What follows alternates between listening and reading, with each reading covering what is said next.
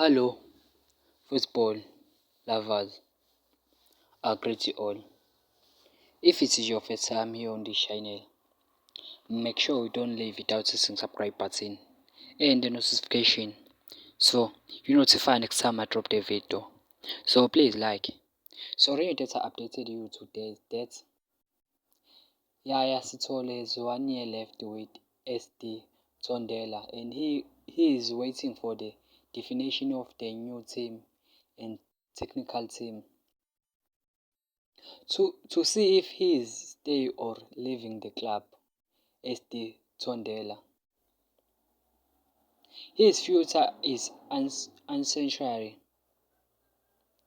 If he decided to leave, Kaizer Chiefs will sign him because they have been talking with his agent for more than 2 months and he is promising. Will SD Tondela terminate his contract? So, if you are new here on this channel, make sure you don't leave without hitting subscribe button and the notification so you notify next time I drop the video.